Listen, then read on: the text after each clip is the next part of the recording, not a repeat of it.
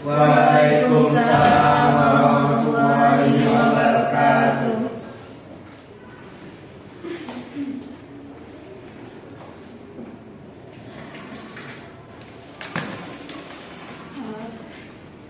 Selamat pagi anak-anak.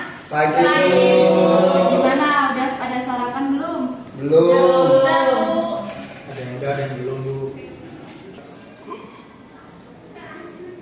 Baik, sebelum kita memulai pelajaran, alangkah baiknya kita berdoa dulu. Ketua kelasnya tolong disiapkan teman-temannya untuk berdoa. Baik, sebelum kita mulai pelajaran pada hari ini, ada baiknya kita berdoa menurut agama dan kepercayaan masing-masing. Doa akan mulai. Doa selesai. Kemudian Ibu akan mengabsensi terlebih dahulu. Selanjutnya Ibu akan mengabsensi dulu ya. Nia Widyasari, hadir Bu. Fajar Fitra Mianda, Sakit, Bu. kemudian Ilham, Hadir, Bu. Rahel, hadir Bu. Dian, hadir Bu. Reni Ovia, hadir Bu. Erik, Erik tadi saya lihat di warung, Bu. Dengan si Badar, perokok. lulus sudah dia. Ya, Bu. Oke. Sebelum memulai pembelajaran pada pagi ini, Ibu akan menyampaikan alur tujuan dari pembelajaran kita nanti. Yang pertama, mengidentifikasi corak kehidupan pada masyarakat praaksara. Yang kedua, mengidentifikasi bagaimana kehidupan manusia zaman praaksara. Dan yang ketiga adalah apa saja ciri-ciri pada kehidupan manusia praaksara.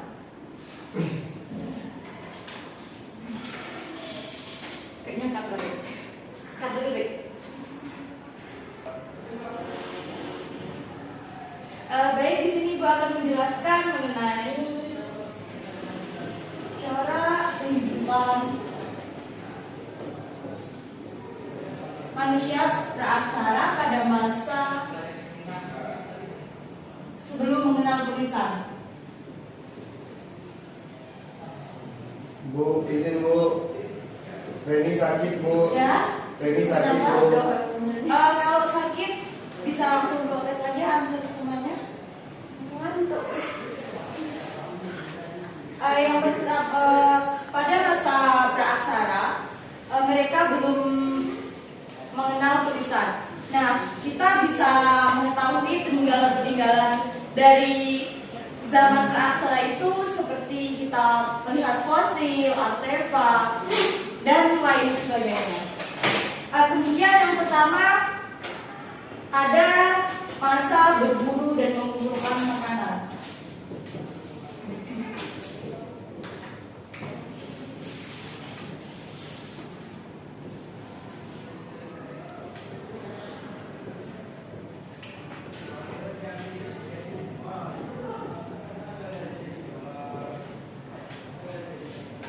Kemudian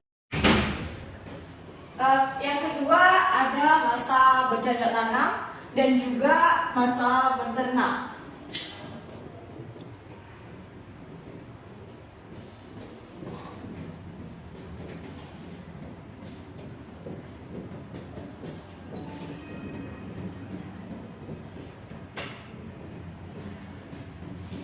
Nah, pada masa bercocok tanam mereka sudah bisa menghasilkan seperti jagung, biji-bijian dan lain sebagainya. Kemudian yang ketiga di masa perunda gias.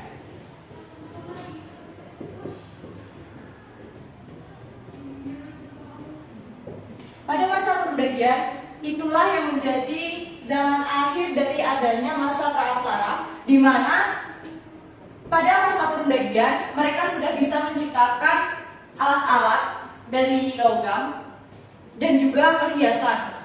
Nah, ada juga ciri-ciri dari masa berburu dan mengumpulkan makanan, yaitu yang pertama, mereka masih bertempat tinggal secara nomaden.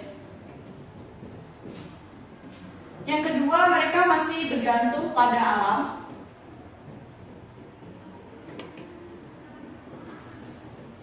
Dan yang ketiga, mereka sudah mulai menghasilkan peralatan sederhana yang dibuat dari batu yang masih kasar.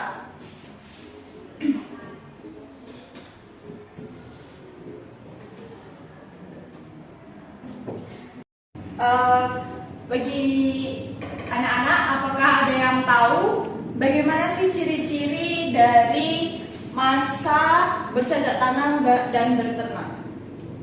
Kalau bisa, tolong dijelaskan. Bu, Ya, Reni. mereka udah memilih tempat tinggal yang tetap, tidak lagi nomaden. Nah, iya, dia sudah bertempat tinggal secara menetap. Kemudian, apa lagi?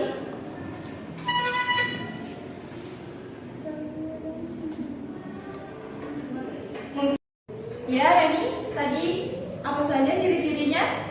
Cuman itu Bu yang tahu. Berarti dia sudah mulai hidup secara menetap. Kemudian ada lagi Ilham? Tahu. Tidak tahu. Mia? Ada tahu? Nah, pada masa bercocok tanam tersebut, mereka sudah mengalihkan food gathering ke food production.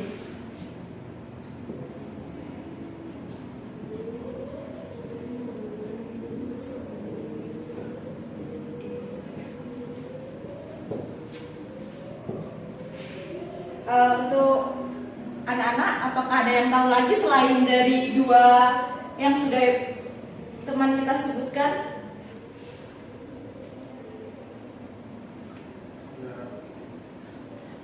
Ada yang tahu? Ya. Nah, yang ketiga, mereka itu sudah mengenal sistem barter.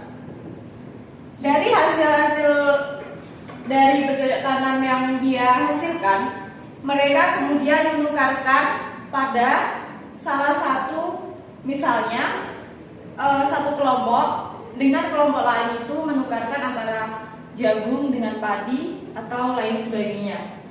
Yang keempat, alat-alat yang sudah diciptakan itu mereka sudah bisa menghiasi agar terlihat lebih menarik lagi.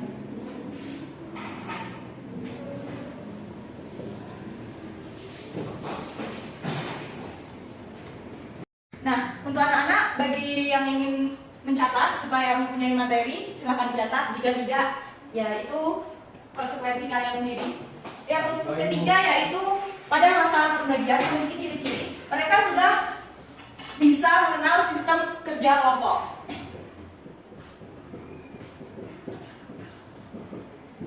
Nah, yang kedua, pada masa perundagian itu mereka sudah bisa membuat peralatan untuk kegiatan upacara. Dan yang ketiga, mereka sudah mengenal teknik untuk bersawah dengan baik. Dan yang terakhir itu, pada masa perundagian, mereka sudah memiliki kepercayaan, yaitu kepercayaan animisme dan dinamisme. Nah, bagi anak-anak, ibu di sini akan membagi menjadi 3 kelompok. Untuk kelompok 1 itu Reni dengan Rahel.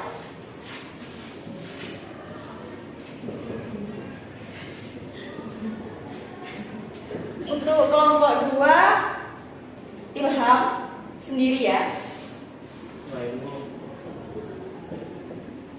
Untuk kelompok 3 Nia dengan Intan.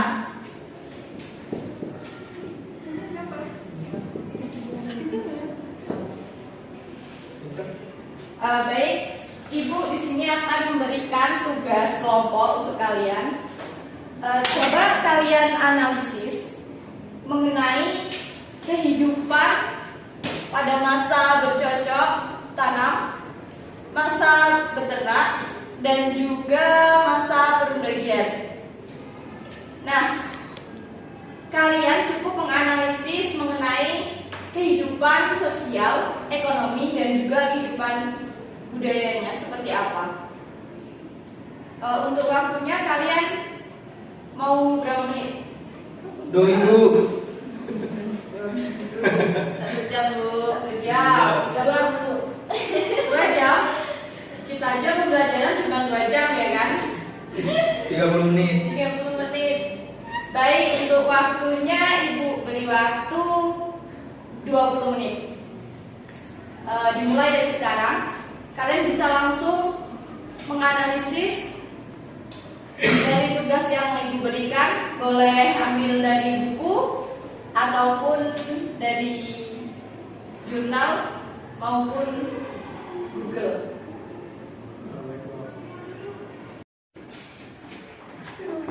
Berapa yang siapin dari wakil Itu tidak ada. Ayo.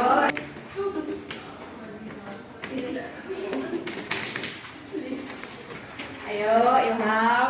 Makanya kalau Ibu nilai itu diperhatiin, jangan main HP.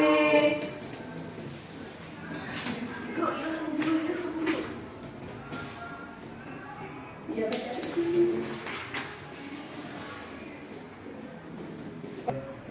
Oke, waktunya tinggal 5 menit lagi.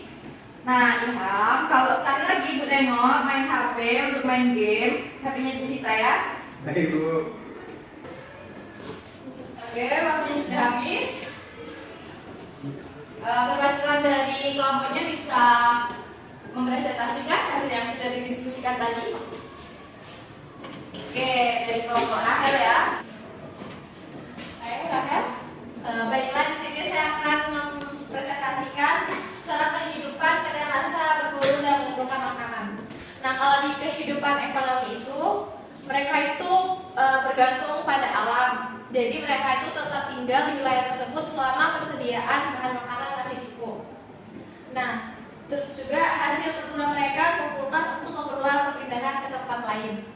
Sedangkan kalau kehidupan sosialnya itu, mereka hidup secara berkelompok dan tersusun dalam keluarga-keluarga kecil. Pemimpin kelompok inilah yang dalam perkembangannya disebut sebagai ketua suku. Dan juga kehidupan budaya itu dapat dilihat dari karya-karya yang telah berhasil dibuat.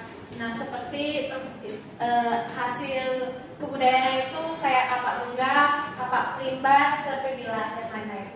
Mungkin itu saja dari kelompok 1. Terima kasih. Nah, ini dia hasil presentasi dari kelompok 1. Beri aplaus dulu, teman-teman. Oke, selanjutnya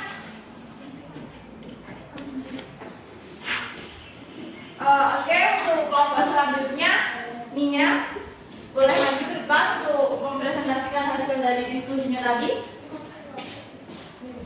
Kedua, saya presentasikan hasil diskusi tentang corak kehidupan masa prasarana masa perundingan pada kehidupan ekonomi. Masyarakat pada perundingan telah mampu mengatur kehidupan ekonominya dan mampu berpikir bagaimana memenuhi kehidupan mereka di masa yang akan datang. Kehidupan sosialnya pada masa perundingan, kehidupan masyarakat yang sudah menetap mengalami perkembangan dan hal ini mendorong masyarakat untuk keteraturan hidup. Kehidupan budaya. Nah, pada masa perundingan, seni ukir mengalami perkembangan yang besar. Itu saja. Oh, baik. Itu dia hasil presentasi dari kelompok Nia. Beri aplaus untuk teman-teman semua. Sudah.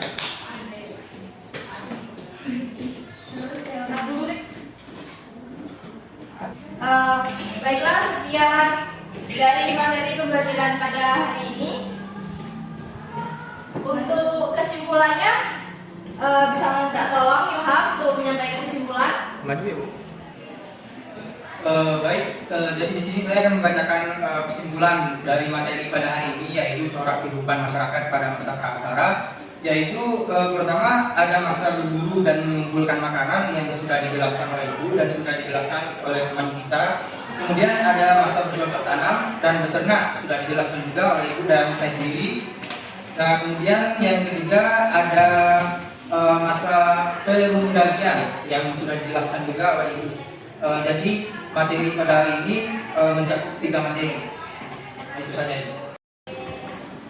Nah, itu dia kesimpulan yang sudah disampaikan oleh Ilham mengenai pembelajaran pada pertemuan kali ini.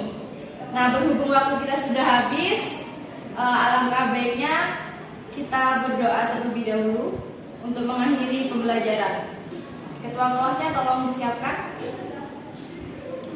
Baik, sebelum kita mengakhiri pembelajaran pada hari ini, marilah kita berdoa menurut agama dan kepercayaan masing-masing. Berdoa dimulai.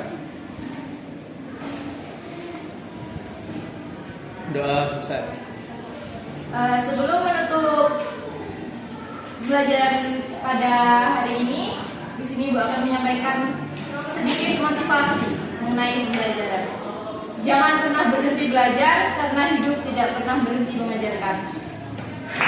Assalamualaikum warahmatullahi